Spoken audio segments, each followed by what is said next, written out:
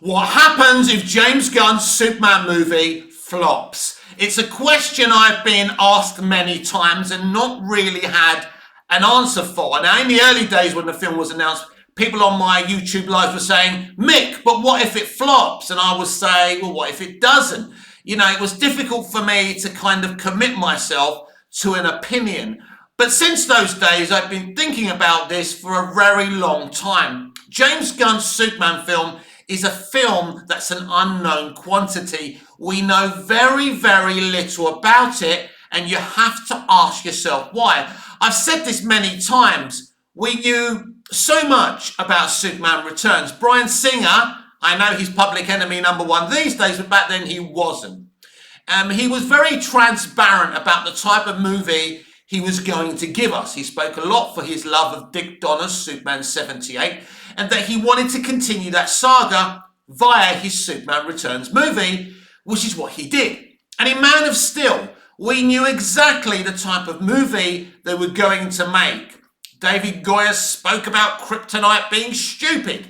He spoke about making a very real-world Superman, a contemporary Superman, and asking a lot of serious questions of the character. And we knew that General Zod was going to be the villain. We knew what the film was going to be. We've seen a lot of location pictures, but in terms of the film and what it's actually going to be, nobody has the slightest clue.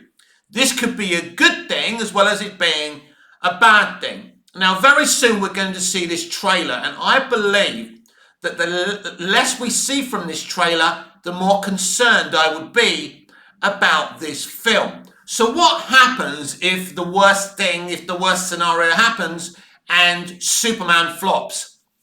Well, I've been thinking about Matt Reeves' The Batman Crime Saga for quite a while. I reviewed every single episode of The Penguin. I had a few little issues and niggles with it, but ultimately I thoroughly enjoyed it along with everybody else. And what Reeves has been able to do is lay foundations in the Batman for the Penguin. And the more you watch the Batman, the more I watch the Batman, you see what he was doing with the Penguin. And the Penguin has laid many, many foundations for the Batman too.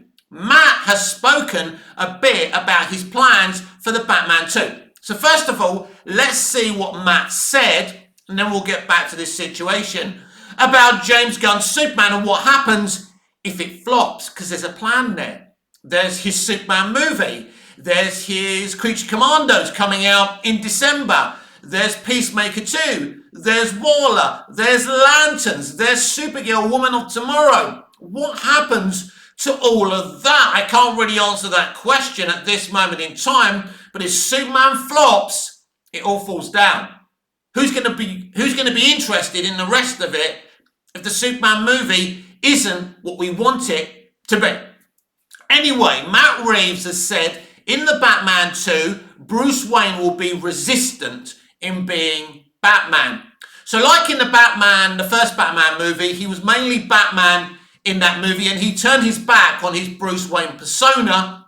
Well, in the Batman 2, he will be more hesitant in being Batman, and I think he'll be more Bruce Wayne than he will be Batman, because what they're doing, they're reversing it. He feels bad for what the Riddler did in the first film, because ultimately the Riddler took inspiration from Batman in his vengeance persona, and Bruce Wayne is feeling really, really guilty about that. So I think that's an interesting premise and something I'm excited about, that he's reversing it in the Batman 2, where in this film he's kind of more Bruce Wayne, or just as much Bruce Wayne as he is Batman, and he's not sure if he should continue being the Batman. So very, very interesting. It makes sense after the events of the first film.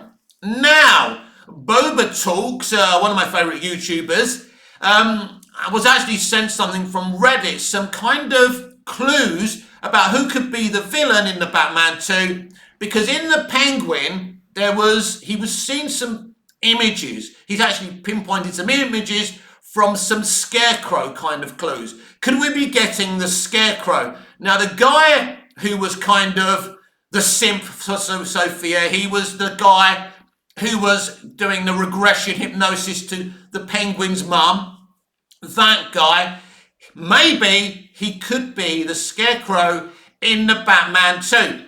Because the Scarecrow can make you see certain visions. And he was able not only to get the Penguin's mum to look at her past as her present self, but he was able to be in those memories with Sophia as well. And it does pose the question, doesn't it? Was he controlling Sophia? Was he able to control Sophia via being in control of her memories? Don't forget the flashback episode in episode 4. Did he have anything to do with that? So are some of the things we know about Sophia false? Has he implanted Sophia with false memories? We'll have to wait and see about that. So as you can see, Matt Reeves is very intelligent. He's a great storyteller. He's a great director. And he's proven that he can wove together this crime saga, a connected universe, which is what the Batman crime saga is. And I think it's knocking on my head as I'm thinking about what happens if James Gunn's Superman flops. It's there in front of us. They just embrace Matt Reeves' The Batman crime saga and carry on with that. That would mean no Superman, no Flash, no Wonder Woman. It would just be the Batman crime saga. It's easy. Because here's the thing. The Batman made money. 750 during the end of the global pandemic. And some people called the Batman a flop, but you can't call Man of Steel a hit at 650 million and say the Batman flopped. I love Man of Steel. And I think 650 is solid box office for any film, but you can't call that a hit and then say the Batman was a flop. And no, you can't compare the Batman box office with the Dark Knight. It's simply not fair, and you all know that. And the Penguin was a huge hit.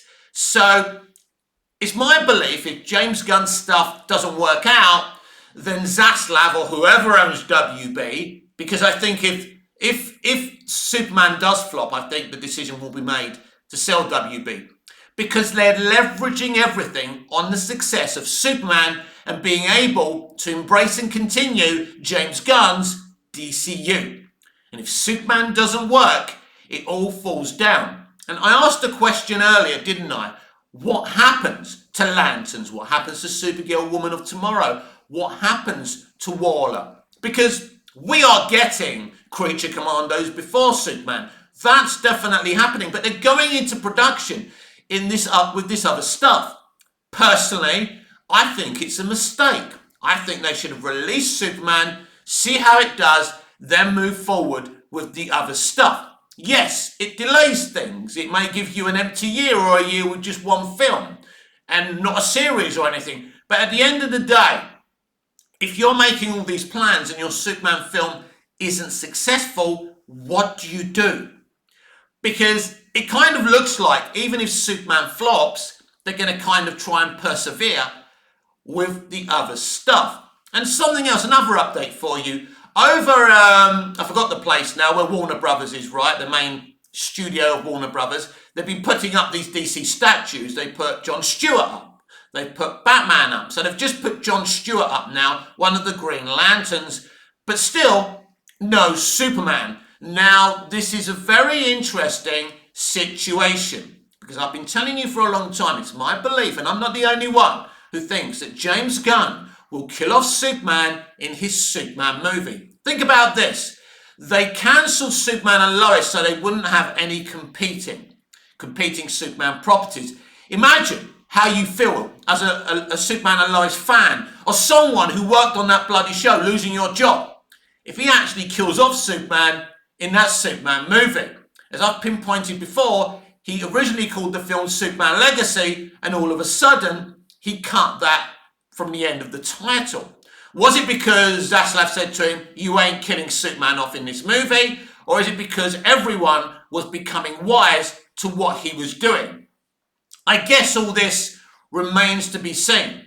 But, big question marks over James Gunn's DCU. We don't know if Superman will be successful. You've got a bunch of MCU movies out next year. as well. And that's an interesting situation if you think about it as well. Nerdrotic, I don't know if I mentioned this before, but Nerdrotic made a great point in one of his live videos, I think. He said, you know, the MCU find themselves in the same position we did with the DCEU last year, with a bunch of films that didn't mean anything. They weren't going to continue the narrative of those films. And the MCU's the same in terms of the Thunderbolts and Captain America New World Order, the kind of things they don't believe in. That they're moving away. Now, they've brought back the Russos. But then there's Fantastic Four. Now, I believe it wouldn't surprise me if Robert Downey Jr. is figuring in Fantastic Four, and they're going to wait for the first trailer to kind of reveal that. They're going to wait for their moment to announce that. If Robert Downey Jr. is in that film is going to succeed, and it's not that kind of distanced away from the release of Superman.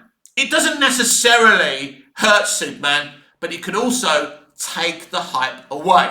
So that's an interesting situation. In terms of Captain America New World Order, all they can do with that is kind of, I think, use the Red Hulk as marketing and hope for the best that people want to see that film merely because of Red Hulk, because the film really doesn't have anything else to it.